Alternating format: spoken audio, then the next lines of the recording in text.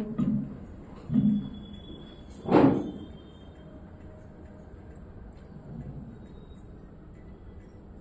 जय रघुवीर समर्थ शुभाचारिके पूर्ण वैराग्य जाचे वसिष्ठा परिज्ञान योगेश्वराचे कवी वाल्मिका सारिका मान्य ऐसा नमस्कार माझा सद्गुरु रामदासा जय जय रघुवीर समर्थ. आपण जमलेल्या सर्वांच्या चरणी वंदन करतो. 21 समस्या आपण बघत आहोत. माझा आवाज सगळीकडे येतोय पुरेसा येतोय. आपण 21 समासीमधले तिसरा समास चालू आहे, वक्तृ श्रोतृ लक्षण. 21 समासी हा केवळ साधकांसाठी आहे, आणि जेव्हा साधकांसाठी आहे असं म्हणतो तेव्हा अत्यंत महत्वाचे नेमकं कळायला हवंय जे ते समर्थांनी समास याच्यामध्ये घेतले. आता सुरुवात कुठे होते? आपण सामान्यपणे बघितलं तर परमार्थाला सुरुवात कशाने होते? प्रामाणिकपणे सांगायचं तर भीतीने होते. बघा पटतंय का? कारण मला काही होऊ नये किंवा जे माझं चालू आहे ते छान चालावं, दोनच गोष्टी असतात. मला काही होऊ नये आणि माझं जे आहे ते सांभाळलं जावं, छान चालावं. ह्या हिशोबाने आपण देवाकडे जात असतो. म्हणजे सुरुवात, आपण ह्या शब्दाने सुरुवात, की माझं भलं व्हावं. इन जनरल काय? माझं भलं व्हावं. आता माझं भलं व्हावं ह्यासाठी मी सुपर नॅचरल बीइंग म्हणजे भगवंत देव ह्याच्याकडे जातो आणि तिथून सुरुवात होते. सत्यनारायणाची पूजा, आपण ती कथा ऐकली सगळ्यांनी? कथा ऐकले? ती कथा काय आहे ह्याच्यापेक्षा कथेच्या आधी नारायणाची पूजा आहे. That is important part. Vishnu Sahasranama आहे, बरोबर आहे ना? सो त्यातला महत्वाचा भाग काय आहे? कथा हा जो भाग आहे तो मुद्दा पटवून देण्यापुरताच आहे. पुराणांचं कार्य, पुराण हे मुद्दा पटवून देण्यासाठी आहे. सो त्याची योग्यता अयोग्यता, खरं खोटं हे बघण्यापेक्षा मुद्दा पटला का, म्हणून समर्थ एका ठिकाणी सांगतात, खडे मांडून सिकविला वो नामा जेवी. खडे मांडतात, 5 अधिक 3 किती झाले? मग मुलं 8 करतात ते गोळा. मग 8 म्हणजे ते गोळा केलेले आकडे म्हणजे 8 आहेत का? नाही. पण त्या लहान मुलाला ते गोळा झालेले 8च मोजता येणार आहेत सुरुवातीला. सो सुरुवातीला त्याच्या मोजण्यासाठी, त्याला ती आयडिया टर्म क्लिअर करण्यासाठी तोच मार्ग सुलभ आहे. आता गंमत अशी आहे, मला अजूनही जर गोळा करावंच लागत असेल समजायला तर मी लहान आहे अजून. So that is a start. So आपला मुद्दा परमार्थाला स्टार्ट होतो की मी काहीतरी कोणाचं तरी ऐकायला घेतो, आणि म्हणून इथे समर्थ साधकापर्यंत घेऊन जाणार आहेत.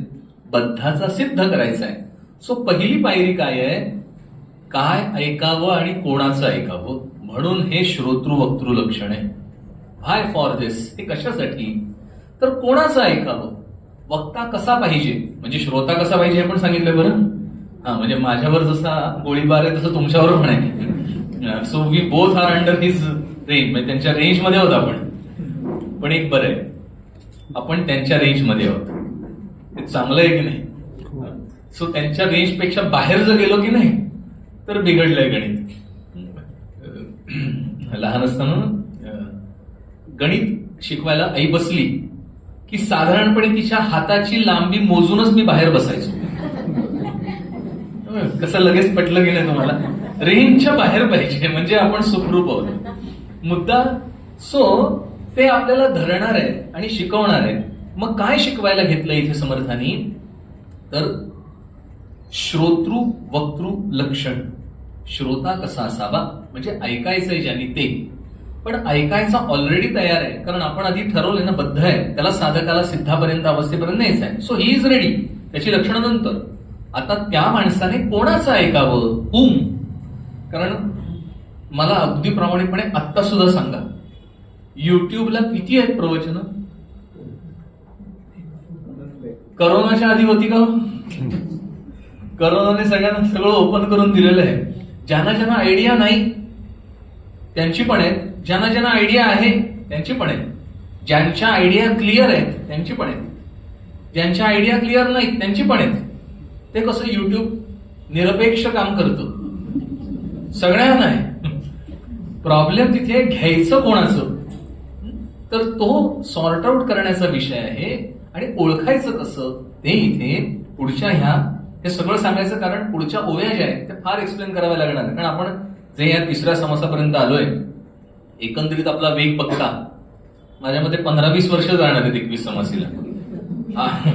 आणि 15-20 वर्ष सोडा पुढल्या दिवसाची खात्री नाही कोणाची. सो आपल्याला आता स्पीडअप करायचंय, हे डेफिनेट आहे, म्हणजे त्याबद्दल काही वाद नाहीये. सो आपण काय काय करणार आहोत, जे महत्वाचे तत्वज्ञानाचे जो अत्यंत महत्वाचे मुद्दे होते ते आपण पहिल्या 2 समासांमध्ये बघून घेतले. तो विषय नंतर परत येणार आहे.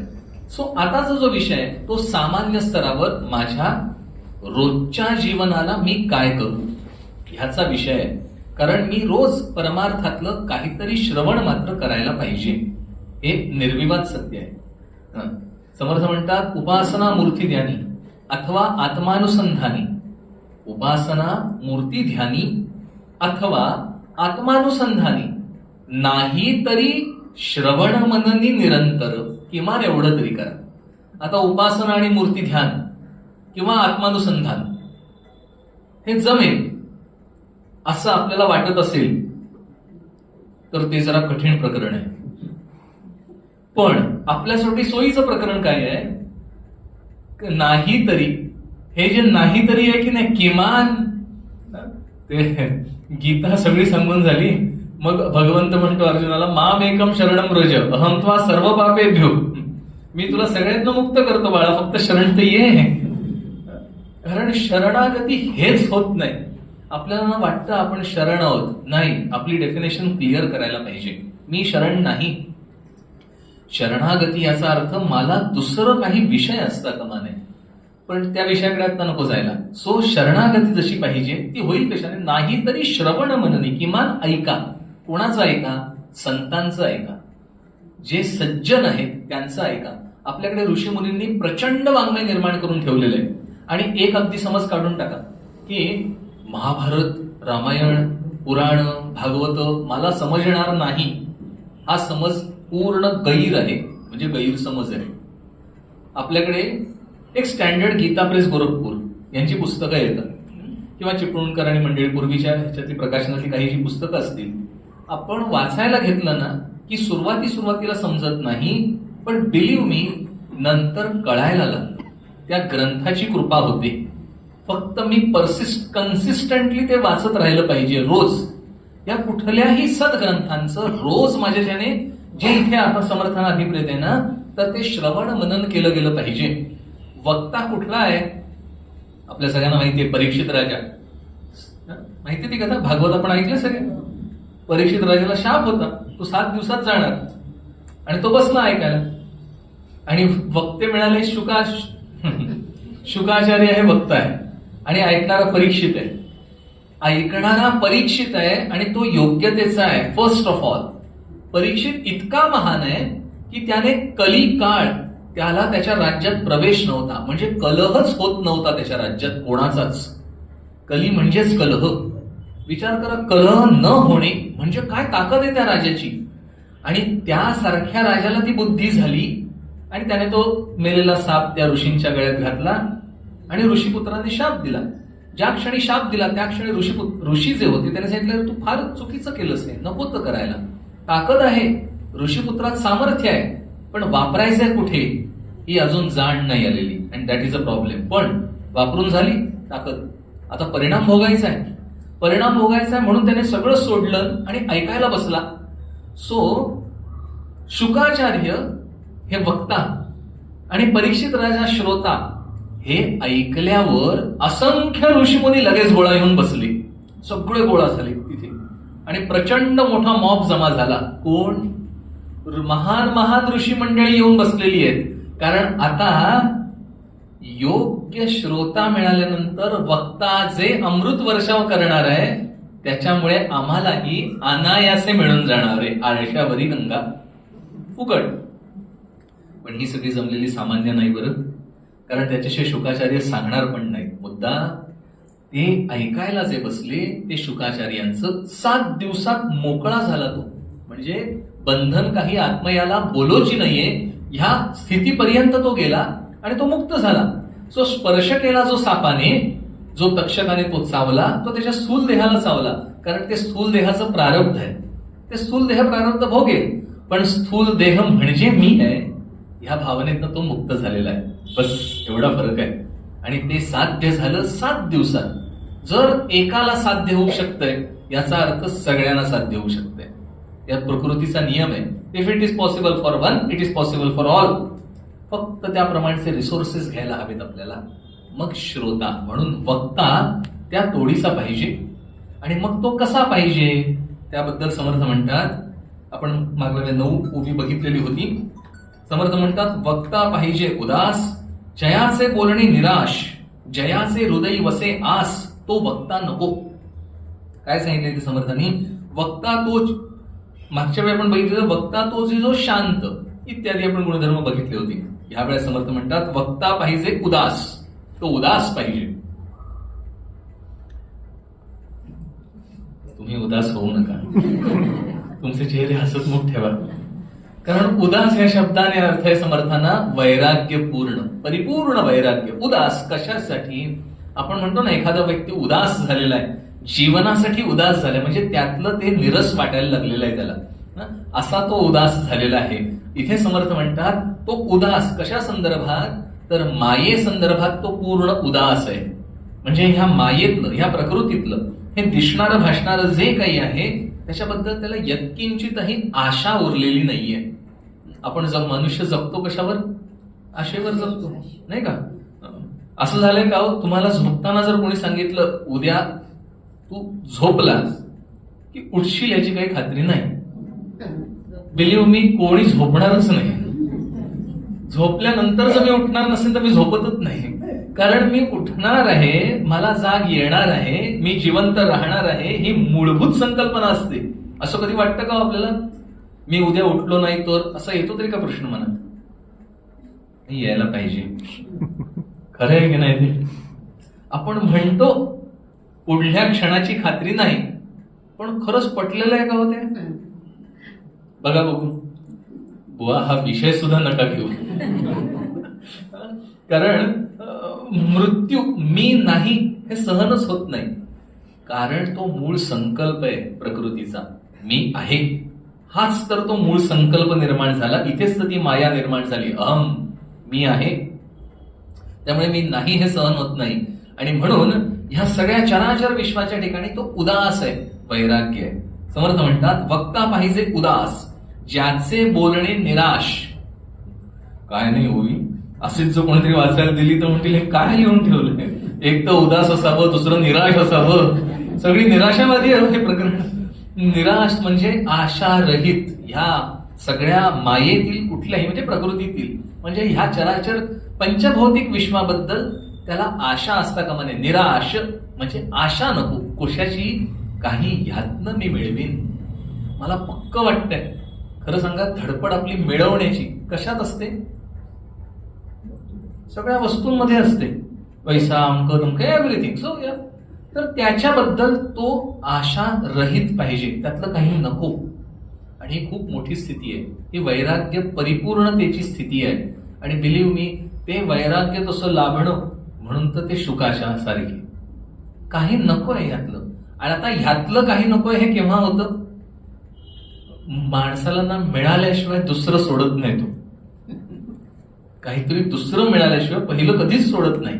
आता हे सगळं सोडताय याचा अर्थ ह्याच्यापेक्षा ग्रेटर काहीतरी मिळालंय, म्हणून हे सोडायला तयार होत आहे. And that is the fact. ज्यांना हे पटलंय ना पक्क की ह्याच्यापेक्षा ते ग्रेटर आहे, ते सोडायला तयार होतात. आपण सोडतो का हो? सोडतो. काय सोडतो? ज्याचा मला पक्क पटतं की काही उपयोग नाहीये ते मी सोडतो. बघा पटतंय का? नवीन गाडी घ्यायची हे केव्हा ठरतं? जेव्हा पहिल्या गाडीला मेंटेनन्स तरी खूप यायला लागतो, बिघडते तरी, किंवा काहीतरी व्हायला लागतं सतत, तोपर्यंत मनुष्य सामान्यपणे विचार करत नाही. किंवा ही जी गाडी आहे ती आता माझ्या स्टेटसला चालत नाहीशी झालेली आहे, तेव्हा येणं केनं प्रकारेण तिचा उपयोग नाही हे पटल्याशिवाय, अगदी आत पटल्याशिवाय दुसऱ्या गाडीला शिफ्ट होत नाही मनुष्य, सामान्य मनुष्य. तशाच प्रत्येक वस्तूबद्दल फक्त ना एक इथे छोटासा गोंधळ आहे. माणसाचा एक अजून गुणधर्म आहे, एखादी चांगली दिसली ना की ती हवीशी वाटते, हा दुसरा गुणधर्म आहे.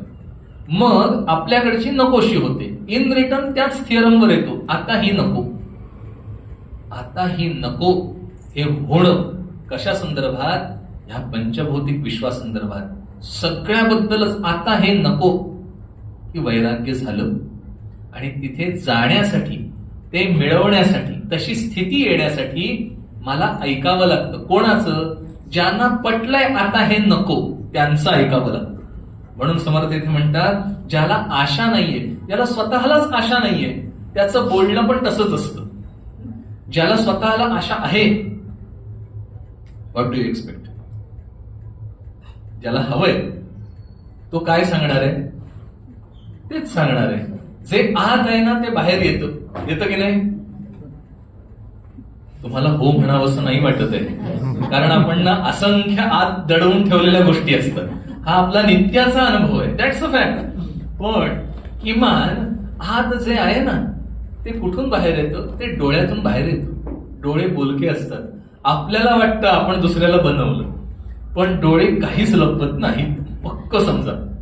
सो डोळ्यातनं बाहेर येतं. कळतं कोणाला? ज्यांना कळलंय की हा बघणारा डोळा आहे, त्याच्या आत मी आहे, त्याला कळतं. तर समर्थ इथे म्हणतात, तो ज्याचे बोलणे निराश, ज्याला आशा रहित आहे, तो जयाचे हृदय वसे, आज तो वक्ता नको. ज्याच्या आत अंतःकरणामध्ये आशा आहे, ह्या पंचभौतिक, तर तसा वक्ता नको आहे आपल्याला. आशा धरोनी बोले जीवी, तो तैसेची निरूपण लावी. बघा आपण आता जे बोललो ती पुढची उभी आहे. जशी आशा आत असते त्याचप्रमाणे तो निरूपण लावतो, म्हणजे तसं तो निरूपण करतो, म्हणजे त्याच्या मुखातनं ते येतं बेसिकली. वक्ता आशा धरोनी जीवी, तो तैसेची निरूपण लावी. सीधे उगविले गोवी, युक्ती जाळ टाकून या. सीधे उगविले गोवी, सरळ सरळ जे आहे ना ते सगळ्या शब्दांचं वेटोळ करून अवघड करून ठेवतो, असं समर्थ म्हणतात. बरं, म्हणजे सोपं करून सांगणं अवघड आहे, अवघड करून सांगणं सोपं आहे. सोपं कोणाला करता येतं? ज्याला आत कळलंय आणि पटलंय. तुम्हाला एखादी गोष्ट विचारली की जी तुम्ही एक्सपर्ट आहात, त्यातलं तुम्ही परफेक्ट एखादी नॅक सांगता, अरे असं नको, हे असं कर, की लगेच होईल. केव्हा सांगता? कारण एक्सपिरियन्स, नॉलेज आणि कन्सिस्टन्सी. इतके वर्षानुवर्ष मी तीच एक गोष्ट करतोय, सो पटकन सांगता. मी तुम्हाला मागे उदाहरण दिलं तर माहित नाही मला हाऊस गाडी चालवायची, तर मी बसलो गाडीवर बसल्यानंतर 4 व्हीलर गाडीवर बसलो आणि उतार होता असं, म्हणजे मी उताराच्या साईडला होतो आणि मला वर जायचं होतं.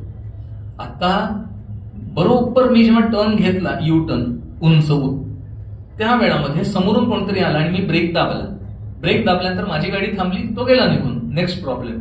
आता अब क्या? ज्याने अनुभव घेतला ना त्याने कल्पना आहे. अब क्या? हा फार मोठा इश्यू असतो. म्हणजे ना तरबेज झाल्यानंतर इश्यू नाहीये, जो नवीन असतो ना त्याला इश्यू असतो. आता माझ्या बाजूला बसलेला ड्रायव्हर होता, प्रोफेशनल ड्रायव्हर, आणि बरेच वर्ष म्हणजे थोडे वयस्क होते ते तिथे रिटायर झाल्यानंतर आपल्याकडे आलेले होते आणि एकदम एक्सपर्ट ही बस. त्यांना मी पण माहितीये, गाडी पण माहितीये आणि उतारही माहितीये. सो ही परफेक्ट पर्सन. तर त्याने माझ्याकडे बघितलं, हा ही बोल, पण ती माणसांना बोलत नाहीत पहिल्यांदा, हा त्यांचा एक दुसरा प्रॉब्लेम असतो. तर मी ते क्लच, तो ब्रेक, बरं 3 गोष्टी सांभाळायच्या. हो, क्लच पण सांभाळा, ते गिअर पण सांभाळा, तो ऍक्सिलेटर पण सांभाळा, आणि त्याच समोर बघा. सगळं हो नाही करत ते माझं वर खाली, ती गाडी बंद पडे 10 वेळा, एकंदरीत सगळा खेळखंडोबा बघितला. आणि त्याने मला एक युक्ती सांगितली. म्हणले, बुवा एक काम करा, तुमच्या बाजूला गिअर वगैरे सगळं राहू दे, तो जो हँडब्रेक आहे ना तो पहिले खेचा. बरोबर आहे की नाही? ज्याने केलंय ना त्याला लगेच पटणार आहे. तो हँडब्रेक घ्यायचा आणि आता गिअर मध्ये टाका आणि सावकाश गाडी रेस करत करत हँडब्रेक सोडा आणि येस डन. मी वर पोचलो, माझे प्राण वर गेलेले खाली आले. मुद्दा एक्सपर्ट, त्याला नॉलेज आहे, त्याला अनुभव आहे. आणि दुसरं, त्याला त्यातनं काही राखून ठेवायचं नाहीये. ही मेड इट इझी, सोपं केलं त्यांनी. कारण अनुभव, ज्याला अनुभव आहे ना तोच सोपं करून सांगणार आहे. म्हणून इथे समर्थ आपल्याला सांगतात, युक्तिजाळ टाकून या सीधे उगविले गोवी. सरळ सरळ जे गोवलेलं आहे ना ते सगळं सरळ करतो, युक्तिजाळ बाजूला टाकतो नाना प्रयुक्तीने. आता याचा दुसरा अर्थ हा पण आहे की जो अवघड करत असतो ना तो युक्तिपणाने सगळं गोंधळ घालून ठेवतो. He can't explain properly. तर तसा वक्ता नकोय. एकासी शिष्याशी आस, शिष्या कारणे कासावीस, होवोनिया सावकाश पसारा सोडिती. काय भाषा आहे समर्थांची. समर्थांचं वाङ्मय का नको हे या भाषेत मुख्य प्रकरण आहे. कारण straightforward to the point, direct. ती जी दुखणारी नस आहे ना त्यालाच डायरेक्ट हात घालणे. आता काय आहे, समर्थ म्हणतात एकासी शिष्याची आस. काही जणांना शिष्य मंडळी गोळा करायची असतात. शिष्याची आस, बरोबर आहे. शिष्या कारणे कासावीस, शिष्य मिळवण्यासाठी कासावीस, धावपळ धडपड. होवोनिया सावकाश पसारा सोडिती, आणि सावकाश पसारा मांडतात सगळं. म्हणजे मिळवायचंय परत. सो समथिंग जे त्याला मिळवायचंय असं आहे, म्हणून तेही नको. ते समाधान बुडवणे. पुढे सांगतात समर्थ, ते समाधान बुडवणे विकल्पे शिष्या चाळवणे. शिष्य समुदाय वणवणे वरपडे झाले. ते शिष्या बुडवणे.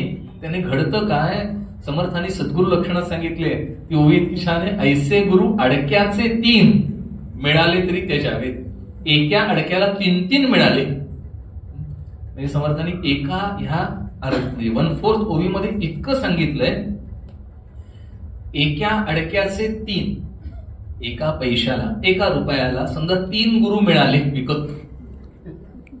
आता ह्याच्यातनं काय काय डिराईव्ह होतं आपल्याला. विकत कुठे घेता येतं, मार्केट प्लेसमध्ये.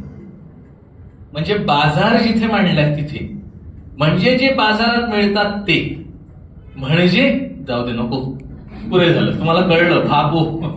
सो ते विकत घेता येत आहेत, म्हणजे बाजार आहेत, म्हणजे त्यांच्याकडे मूलभूत नाहीये काही. म्हणून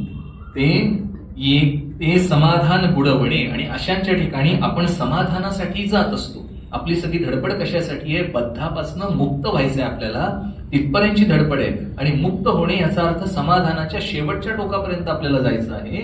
आणि ते समाधान is the last thing to be achieved, आणि ते मिळणार नाहीये. समर्थ म्हणतात ते समाधान बुडवणे विकल्पे शिष्या चाळवणे. विकल्पाने शिष्याची बुद्धी फक्त हलवली जाते. त्याला विकल्प येतात. आपल्याला प्रश्न पडले पाहिजेत. पहिला समजा शिष्य आहे, त्याला प्रश्न पडले पाहिजेत. जोपर्यंत प्रश्न पडत नाहीत तोपर्यंत ते उत्तरही देत नाहीत. आपण आत्माराम जर बघितला असेल तर आपल्या लक्षात येईल, शिष्याला सांगत असताना तो विचारतो अचानकपणे की पण मग सगळ्यांनीही तुम्ही सगुणोपासनेचा उच्छेद करताय, पण सगळे सिद्धपुरुष तो सगुणोपासना करताना दिसताय. तेव्हा समर्थ तिथे म्हणतात आता याला ज्ञान होईल. कारण प्रश्न पडला, मी जे करतोय आणि मला जे मिळवायचंय ते, आणि जे मला सांगितलंय ते, याच्यात गणित जुळत नाहीये. हे केव्हा करणार आहे, हा प्रश्न केव्हा पडणार आहे, जेव्हा त्याने करायला घेणार आहे. मी करायलाच काही घेतलं नाही तर मला प्रश्न पडायचं काही कारणही नाही. सो मला प्रश्न पडणं अपेक्षित आहे, पण प्रश्न पडल्यानंतर उत्तर मिळणं अभिप्रेत आहे.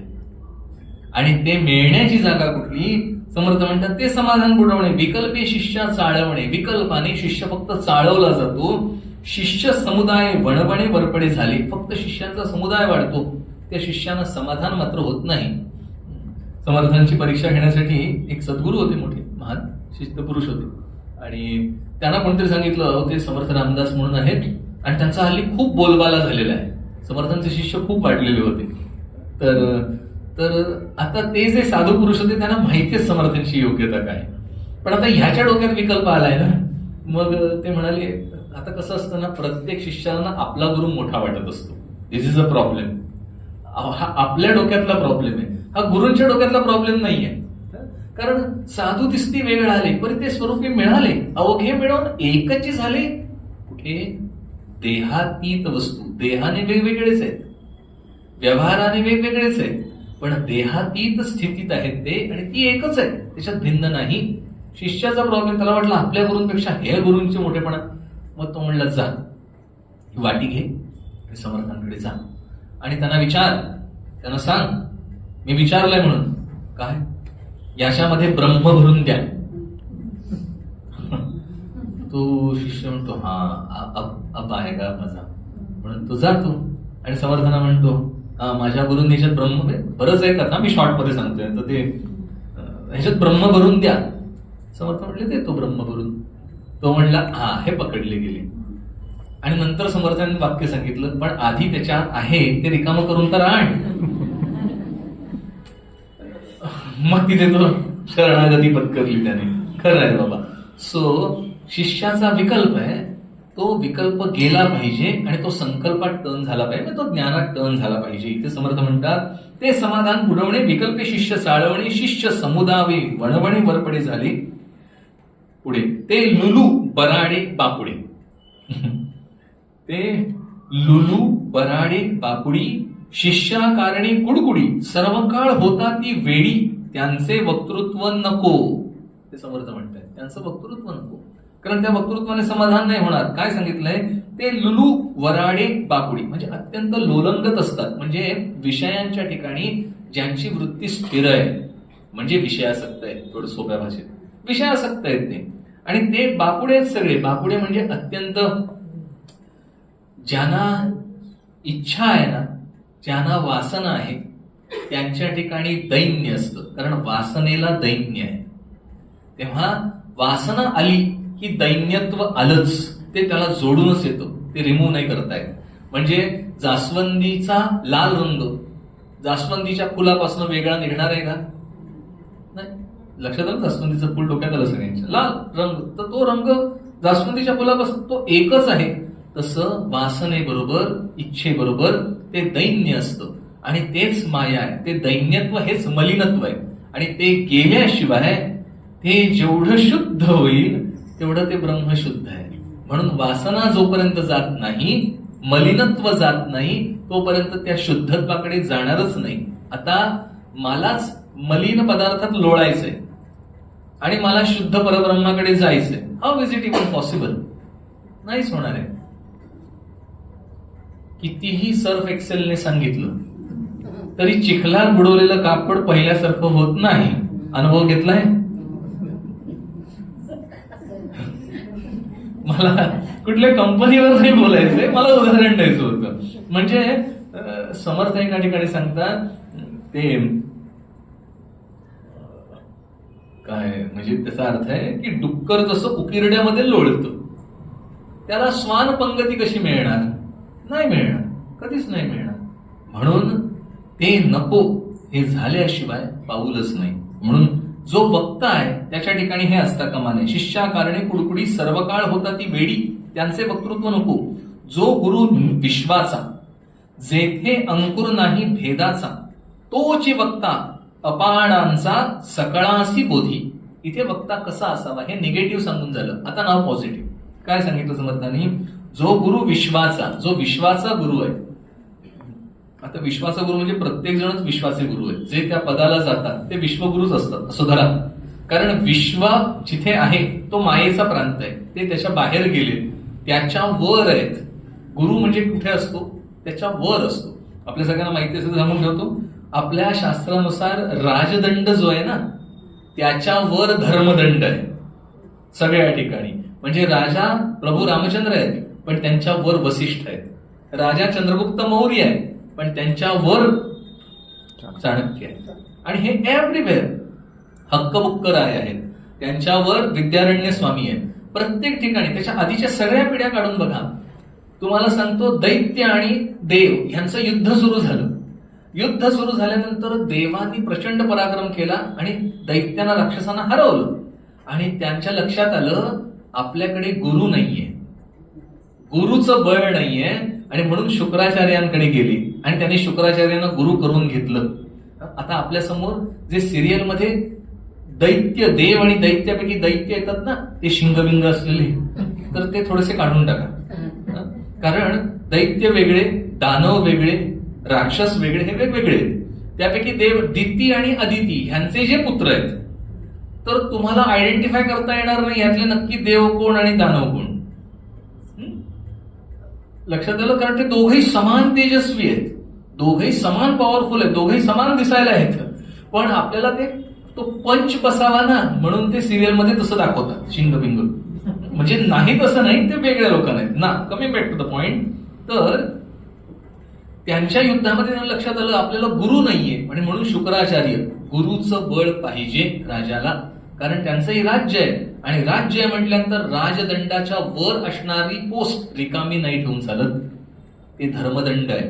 आणि ती पोस्ट किंबहुना, तिथे असं वर्णन आहे, ते म्हणतात आमचं सामर्थ्य कमी पडतंय, आमची ताकद कमी पडते, आम्हाला आश्रयदाता नाहीये कोणी.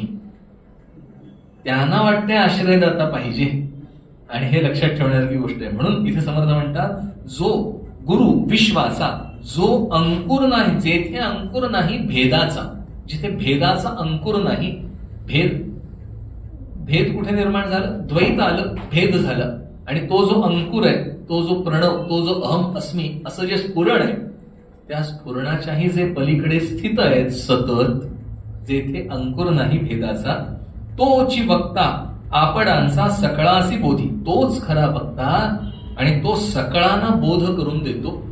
त्याच्या ठिकाणी ते सामर्थ्य असतं. आता तो बोध करून देतो म्हणजे तो समोरच्याची योग्यता बघतो आणि त्याप्रमाणे त्याला बोध करून देत असतो. प्रत्येक शिष्याला एकसारखा उपदेश नाही, शिष्याप्रमाणे उपदेश बदलतो. प्रॉब्लेम कुठे आहे? जो खरा गुरु नसतो त्याला कळत नाही ह्याची योग्यता काय आहे, देअर इज अ प्रॉब्लेम. आणि जो खरा गुरु असतो त्याला कळतं ह्याला किती सांगायचंय, उरलेलं किती अर्थ सांगायचं नाहीये. म्हणून समर्थ म्हणतात तसा वक्ता पाहिजे. सर्वकाळ, पुढे सांगतात, सर्वकाळ क्रोधे संतप्त, आशंका घेता करी घात, वक्तृत्वाचा अर्थ जात भलतीकडे. सर्वकाळ क्रोधे संतप्त, सदैव क्रोधी आहे तो.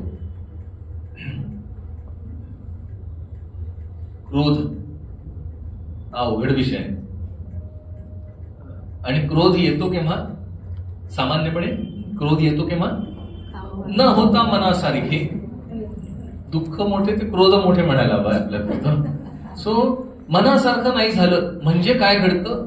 मी सांगतोय तो अहंकार. सो क्रोधाला बेस अहंकाराचा आहे. अहंकार जर गेला तर क्रोध हळूहळू उतरतो. दुसऱ्या अर्थाने सांगतो बघा,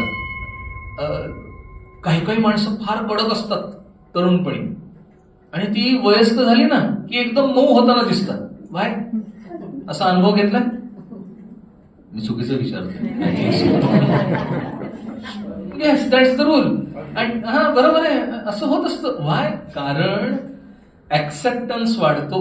जसं जसं वय होतं तसं मॅच्युरिटी वाढत जाते.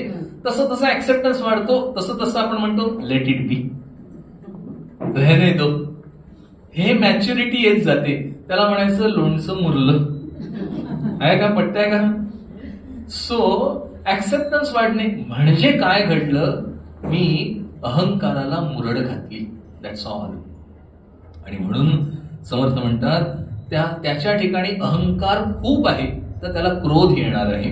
समर्थ म्हणतात तो जो आशंका फेडू जाणे, मधली एक उभी राहिली, जो आशंका फेडू जाणे, जाणपणे हुंबरो नेणे, श्रोतयाचे शब्द उणे साहे विवेके. हे श्रोता अवलक्षण मध्ये आहे, वक्ता त्याच्यातही आहे समदासबोधामध्ये. जो आशंका फेडू जाणे, ज्याला आशंका, कुणी एखादी शंका घेतली त्याचं योग्य नेटकं कमी शब्दात समाधान करता आलं पाहिजे, तो करू जाणे.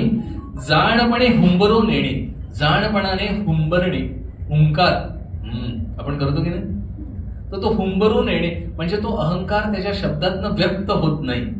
हुंबरून येणे, श्रोतयाचे शब्द उणे साहे विवेके. एखादा श्रोता वाटेल तसं बोलला तर तो विवेक जागा ठेवून ते सहन करतो. श्रोता जर वक्त्याला तुम्ही जर मला वाटेल तसं बोलला तर चालेल का? मला म्हणा नाही, लगेच बोलायला लागू नका, म्हणजे माझ्या क्रोधाची परीक्षा नका बघू. तर ते नाही चालत. का नाही चालत? कारण असं गृहीत धरलंय वक्ता हा श्रोत्यांपेक्षा मोठा आहे, असं गृहीत धरलं जातं. बरोबर आहे की नाही? वक्ता बोलत जातो, आपण हो हो म्हणत जातो. हेच सांगायचं मला. तो बोलत जातो, आपण हो ऍक्सेप्ट करत जातो, म्हणत जातो. Is it right, is it wrong? नाही, दिस इज द फॅक्ट. तर ते त्यामुळे आपण गृहीत धरलंय. आता लहानाने मोठ्याला उपदेश दिला तर ते सहन होत नाही, तो अजिबात चालत नाही. म्हणून इथे समर्थ म्हणतात श्रोतयाचे शब्द, श्रोत्यांचे शब्द उणे. कुठले शब्द? जे उणे शब्द आहेत ते सहन करतो, विवेकाने ते सहन करतो, असा तो वक्ता आहे. आता मगाशी नाही, सर्व काळ क्रोधे संतप्त, आशंका घेता करी घात. आशंका घेतली की घातच करतो, वाटेल तसं बोलतो. वक्तृत्व अर्थ, वक्तृत्वाचा अर्थ जात भलतीकडे, आणि वक्तृत्वाचा जो सांगायचा मुद्दा आहे तो भलतीचकडे राहिलाय, तो अर्थ चाललाय भलतीकडे. म्हणजे सांगायचा अर्थ भलतीकडे आणि ह्याचं निरूपण भलतीकडे. आलाय असा अनुभव कधी? इथेच आला असेल तुम्हाला. तर म्हणजे ते असं भलतीकडे जातं, तर तो वक्ता नकोय. अयुक्तच प्रतिपाद्य करी, उच्छेद होताची गुरुगुरी, बोलीला शब्द थावरी बळेची अप्रमाण. अयुक्तची प्रतिपाद्य करी, जे अयुक्त आहे, जे योग्य नाही ते प्रतिपादन करतो. उच्छेद होताची गुरुगुरी. आता कोणतरी बघा, समर्थ सुद्धा श्रोत्यांची ना, तुम्ही ते दासबोध जर काढला तर त्याच्यामध्ये श्रोता कसा आहे, तर तो हा श्रोता हा गुरुचाही गुरु असल्यासारखा आहे, असं म्हणून वर्णन केलेलं आहे. म्हणजे तो श्रोता बहुश्रुत असणार आहे. खूप ठिकाणचं ऐकलं. बहुश्रुत या शब्दाने खूप महान व्यक्तींचं आपण ऐकलं. आपलं सुरूच झालंय ऐकण्यावरनं. सो महान व्यक्तींचं आपण ऐकणं हे अभिप्रेत आहे.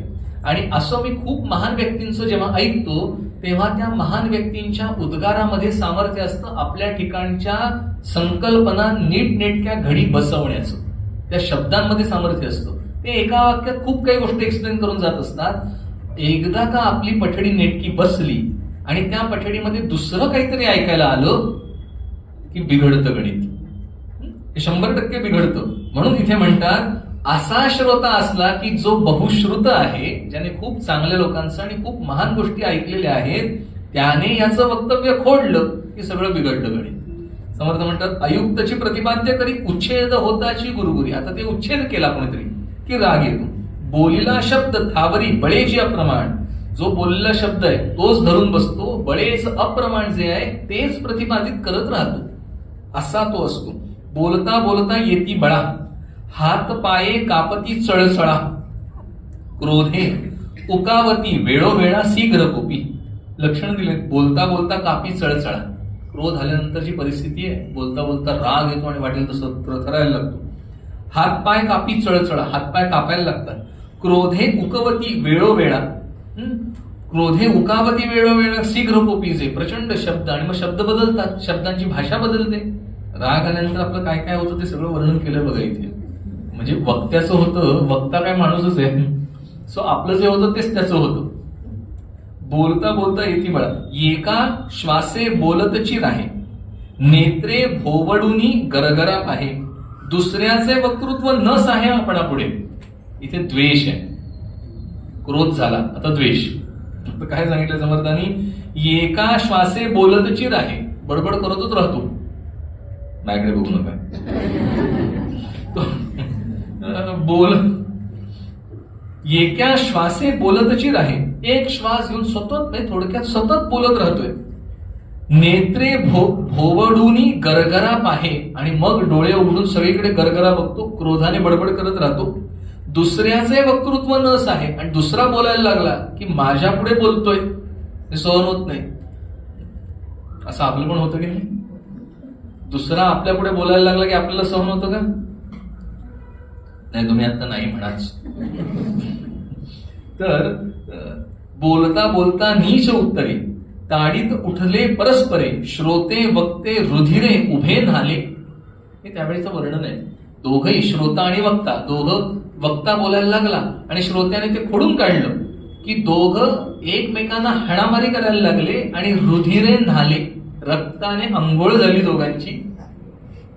हे त्यावेळेचं वर्णन आहे. आता होण्याची काही स्थिती बहुतेक नाहीये. क्रोधे होय होय नव्हे आरंभिली. पुढे म्हणतात समर्थ, होय नव्हे आरंभिली क्रोधे देहशुद्धी उडाली, बहुसाल वृष्टी केली सन्मुख मुख माधवी. होय नव्हे आरंभिले, होय माझं होय तुझं नाही वाद. तर होय नव्हे आरंभिले क्रोधे देहशुद्धी उडाली, क्रोधाने देहशुद्धी उडाली.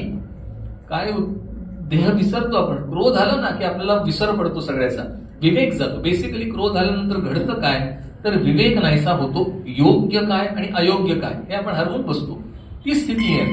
होय नव्हे देहबुद्धी उडाली, बहुसाल वृष्टी केली सन्मुख मुख माधवी. तो म्हणजे भगवंत मंदिर आहे, इथे कोणी मोठे बसलेले आहेत, सगळंच्या सगळं हरपतं राग आल्यानंतर.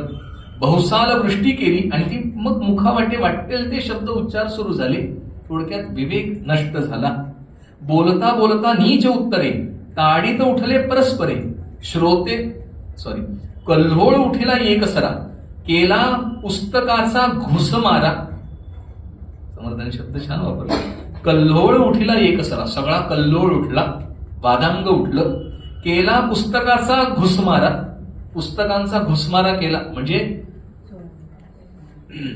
पुस्तकं म्हणजे काय, जे वेदांमध्ये जे ज्याचं शिक्षण झालेलं आहे, प्रत्येक जण आपण जे शिकलेलो आहे त्यातले महत्वाचे सगळे एक एक ब्रह्मास्त्रासारखे दुसऱ्यावर फेकायचे.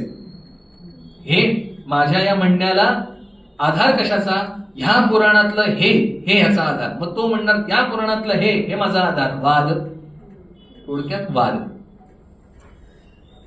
कल्होळ उठला एक सरा, केला पुस्तकाचा घुसमारा, थोऱ्या तबके राजद्वारा महापुरुष निघाले.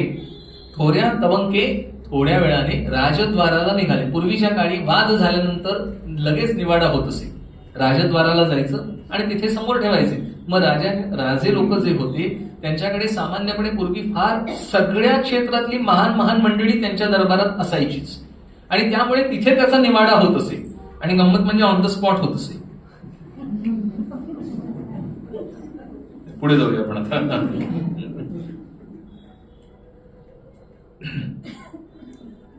आपण क्रियेसी अंतरले आणि वक्तृत्वची भरी भरली, तया श्रवणे श्रोते झाले वक्तया ऐसे.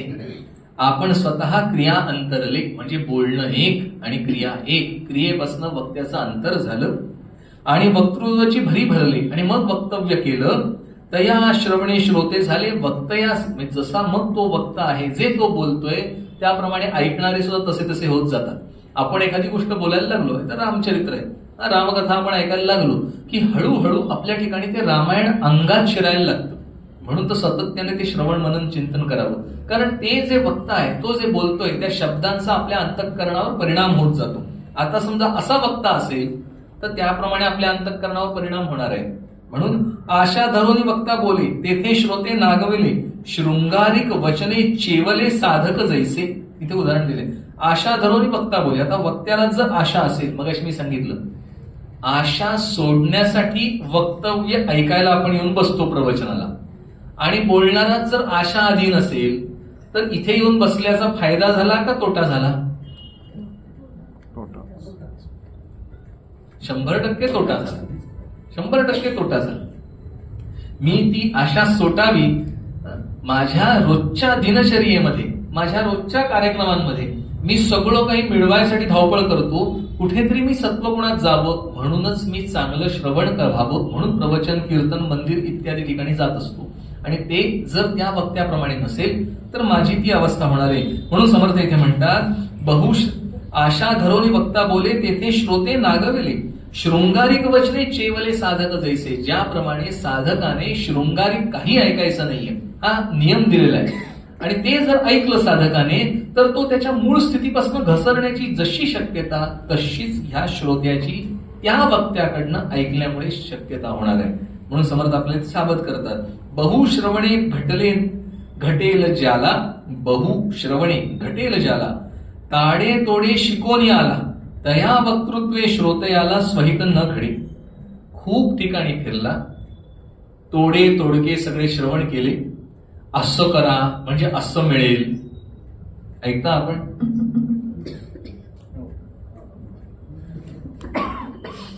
नको आपल्याला तिकडे जायला, ते आपण आपल्या मूळ विषयाकडे सांगितल्याप्रमाणे काढायचो.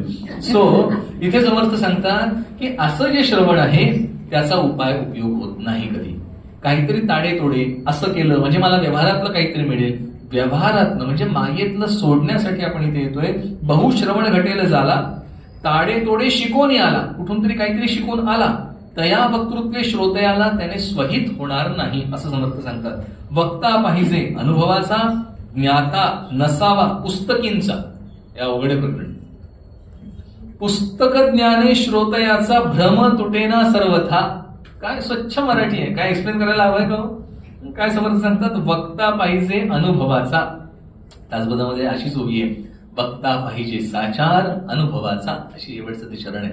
इथे त्याच्याविषयी समर्थ म्हणतात वक्ता पाहिजे अनुभवाचा, ज्याला अनुभव आलेला आहे तो वक्ता पाहिजे. ज्ञाता नसावा पुस्तकींचा, फक्त पुस्तक शब्द ज्ञान नकोय, ते शब्द अंमलात आलेलं ज्ञान पाहिजे. पुस्तक ज्ञाने श्रोतयाचा भ्रम तुटेना. पुस्तकाच्या ज्ञानाने श्रोत्याचा भ्रम तुटणार नाही. मी कितीही पुस्तकं लिहिली, जेवण कसं करा, आणि हल्ली तर फार सोपं आहे, चॅट जीपीटीला दिलं ना 100-200 पानांचं पुस्तक तयार पण करून देईल. पण मला सांगा, मी कितीही सांगितलं, मी कधी आयुष्यात जेवण केलेलं नाही, तर माझ्या ज्ञानाला परिपूर्तता येणार आहे का? एखादा जरी प्रश्न पडला, अहो पण हे असं झाल्यानंतर काय करायचं, सगळं बिघडलं, कारण मी केलेलंच नाही. So I don't know. म्हणून समर्थ म्हणतात वक्ता पाहिजे अनुभवाचा, ज्ञाता नसावा पुस्तकींचा. पुस्तक ज्ञाने श्रोतयाचा भ्रम तुटेना सर्वथा. पुढची ओवी आपण पुढल्या वेळी घेऊया. जय जय रघुवीर समर्थ.